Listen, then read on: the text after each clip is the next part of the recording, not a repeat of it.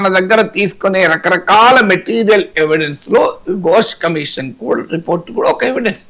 దాని ఏ మేరకు ఉపయోగించుకుంటుంది. CBI is an independent agency. CBI is a central government agency. రాష్ట్ర ప్రభుత్వం నియమించిన ఘోష్ కమిటీ రిపోర్టు సిబిఐ పరిశీలించే అనేక రిపోర్ట్లు ఒక రిపోర్టు. ఒకవేళ ఈ ఘోష్ కమిటీ ఏర్పాటే ఇల్లీగల్ అని హైకోర్టు తీర్పు చెప్పుంటే దీన్ని అసలు బుట్టదాఖలు చేయాల్సిందే.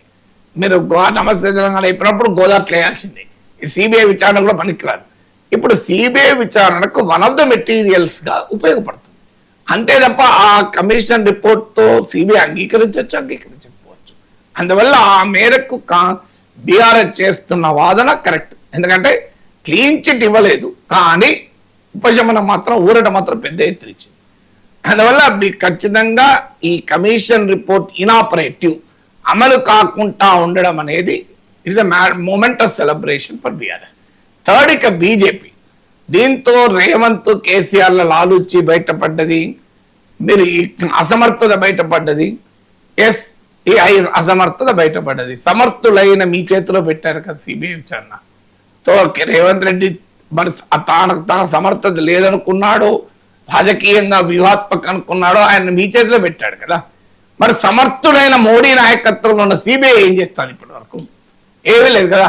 కనీసం అసమర్థుడు ఏదో ఒక రిపోర్ట్ ఇచ్చాడు, మంచో చెడో, అది రైటో రాంగో, ఆపరేటివ్ ఇనాపరేటివ్.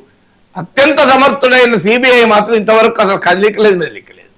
దాన్ని ఏమనాలి అంటే అసమర్థుడైన చేసిన పనన్నా సమర్థుడు చేయాలి కదా.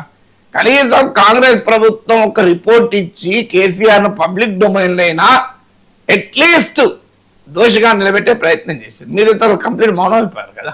ఇప్పుడు మరి ఎవరెవరితో మీరు అక్కసేనట్లు.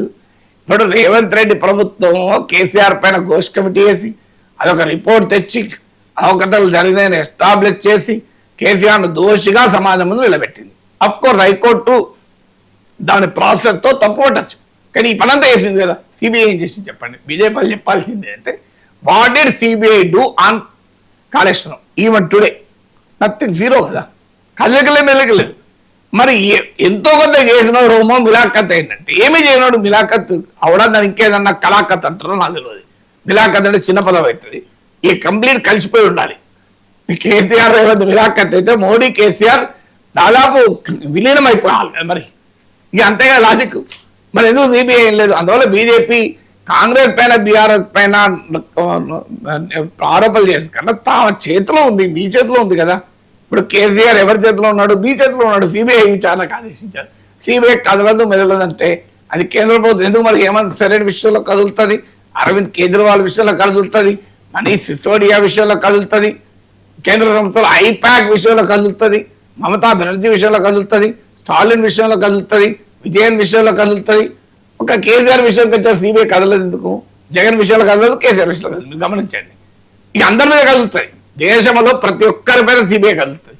రాహుల్ గాంధీ, సోనియా గాంధీలో కూడా కదులుతుంది national case, except Jagan, KCR. మరి ఇద్దరి మీద ఎందుకు కదలదు? అందరూ తెలుసు ఈ రాజకీయం ఏంటి అనేది.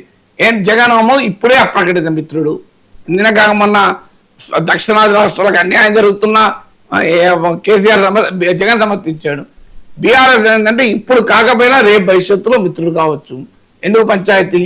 మనకు ఎప్పుడైనా అవసరం ఉంటాడు, ఉపయోగపడతాడు. కాంగ్రెస్ వ్యతిరేకంగా ఉన్నాడు. ఈ రాజకీయం లేకపోతే సిబిఐ ఎందుకు చేయదు? అందువల్ల మొదలు బీజేపీ దానికి ఆన్సర్ చెప్పాలి. ఇక